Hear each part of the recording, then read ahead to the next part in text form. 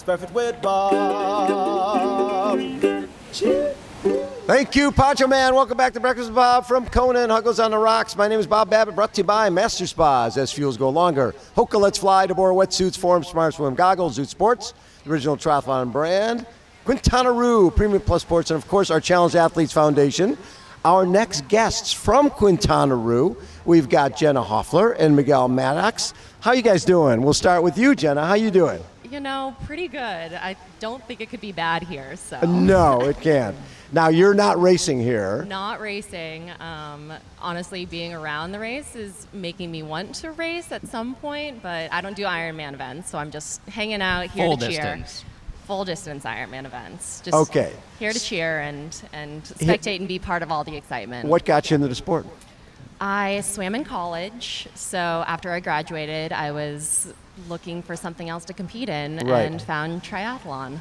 And did the YouTube channel start right after that?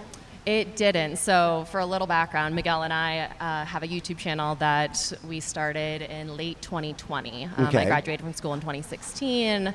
He and I met in 2017 and started our channel late 2020. And what's the channel called? It's called Freestyle Tri.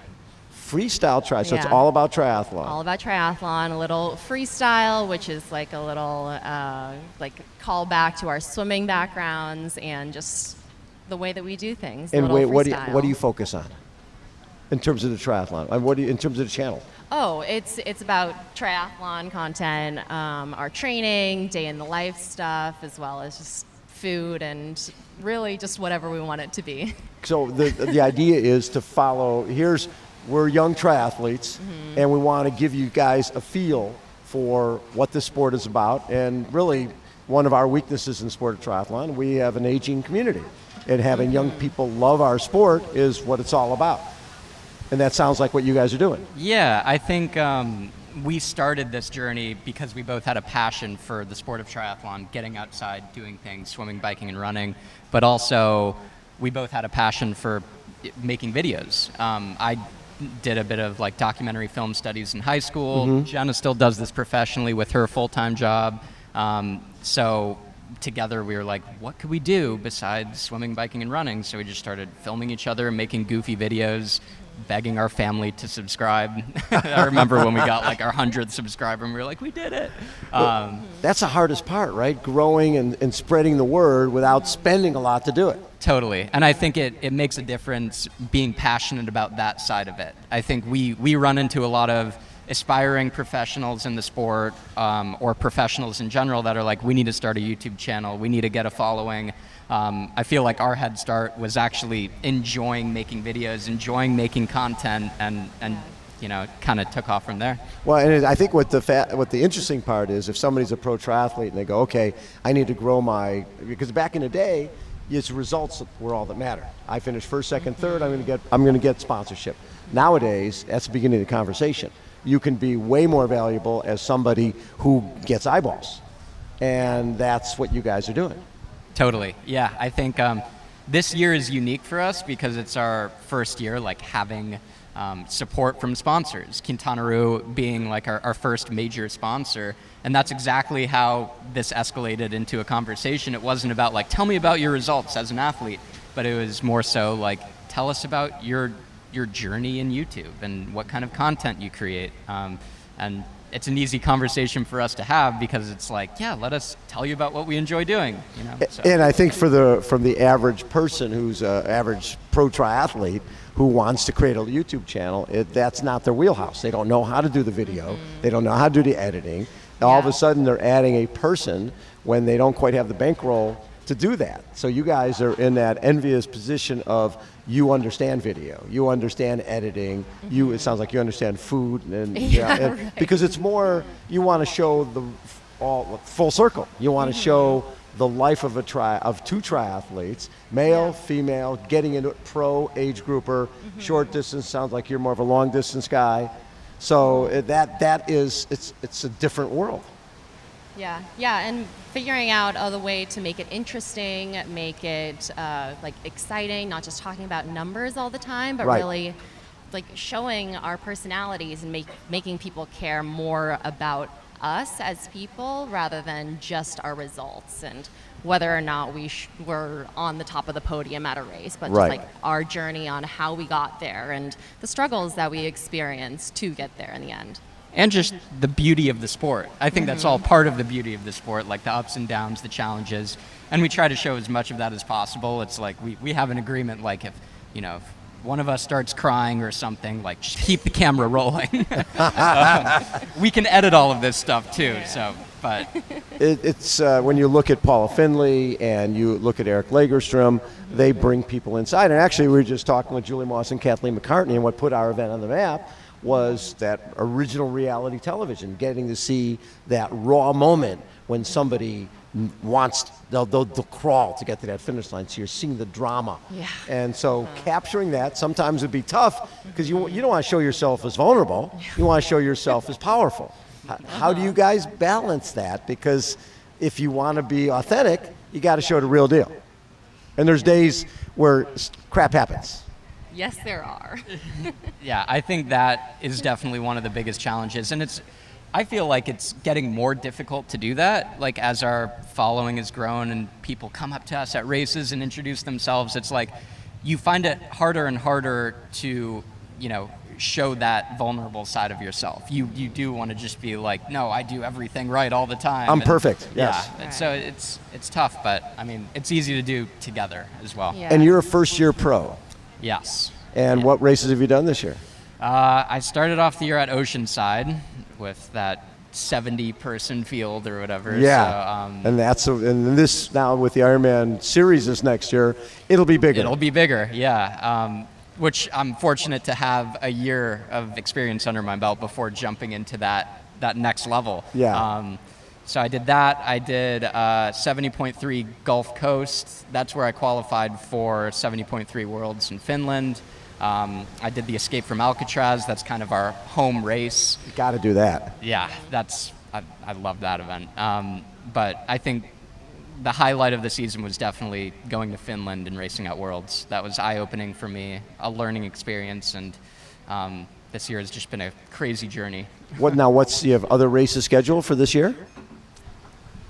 I think we're both done this year. Miguel had a race on the schedule for early November, but then said, you know what, season's over.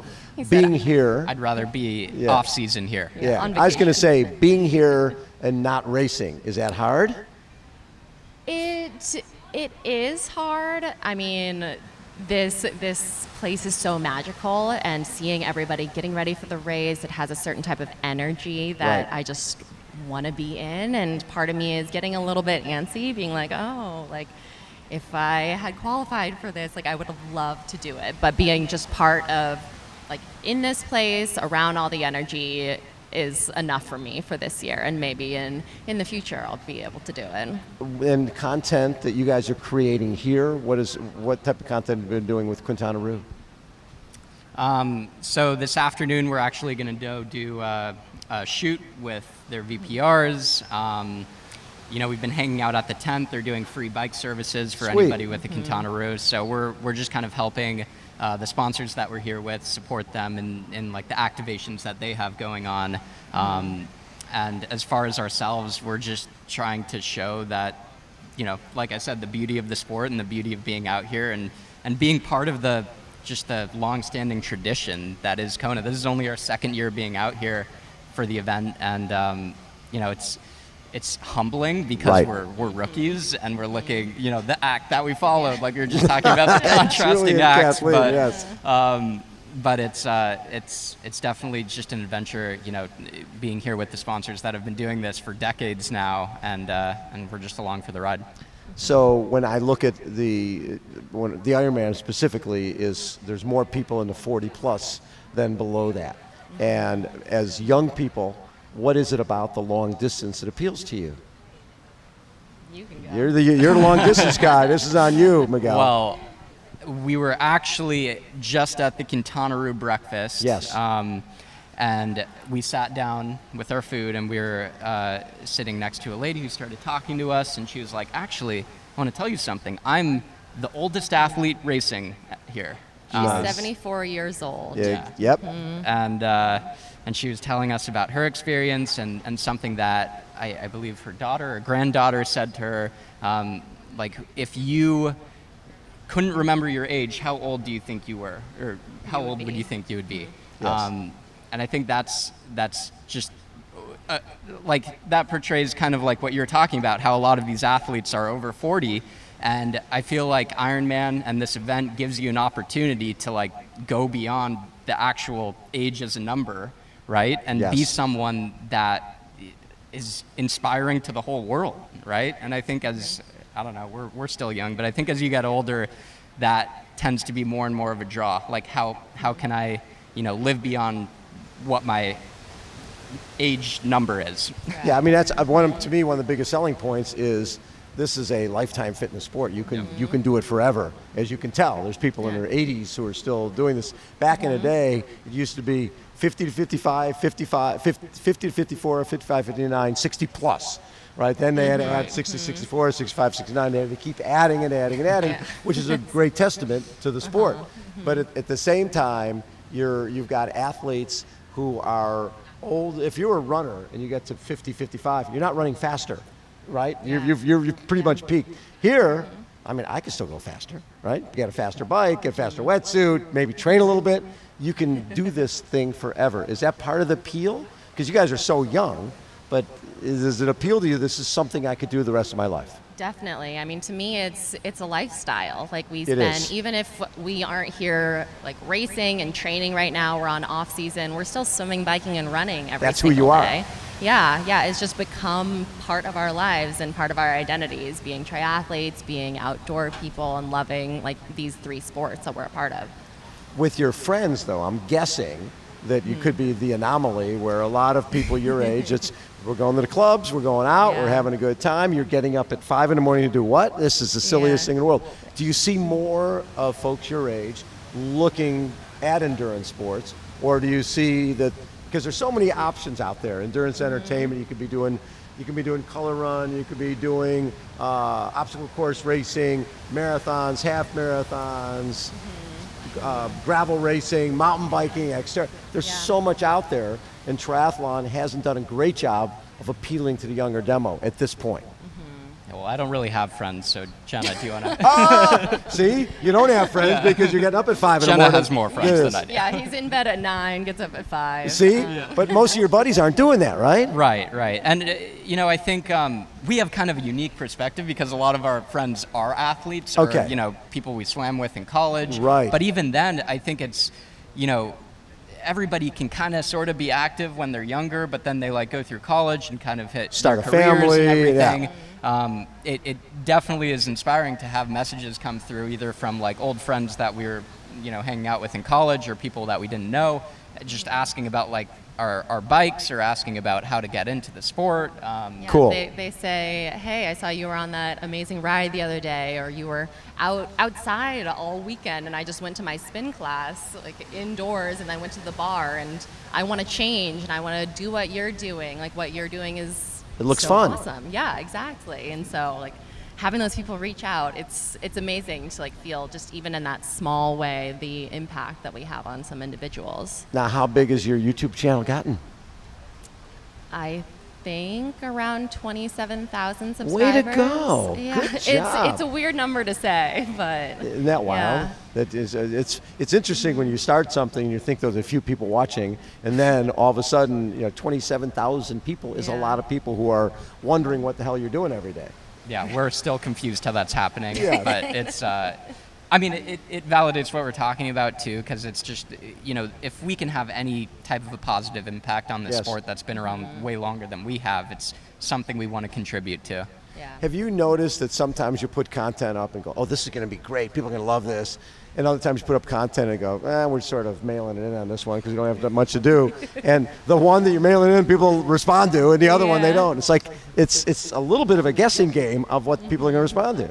Yeah, oftentimes Miguel goes, oh, this is a really bad video. I don't like it. And then we get comments saying, this is the best video you have ever put out. And we're like, It's about us being in the kitchen making burritos or something. Yeah. Right. Yeah. You never know what's going to move the needle. And where will you guys be on race day? Just all over the course? Everywhere. Where A should little we bit be? Everywhere.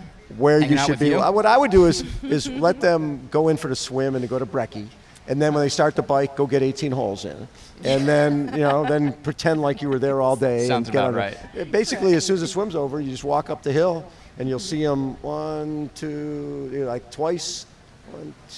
Twice on the bike right there. And then you'll see them 2-3 times on the run, then come to the finish line, and it's the best day ever. Yeah. I find that you have all these plans to do like throughout the day while they're out there racing or whatever, but the day goes by so fast, and you're so interested in everyone that comes by. It's Absolutely. Like it's all amazing. So It's all great. It's going to be a blur. So great to have you guys in the sport. I love when anybody shows passion for our sport and wants to showcase it to a bigger audience, and you guys are doing 27,000 is huge. You should be very proud. Thank you. Yeah, it's great to be here. Love it. Poncho Man, take us out, my friend. Rise up this morning, smile at the rising sun. The 3 little birds beside my doorsteps, having breakfast with Bob. Cheers. Poncho Man, everybody.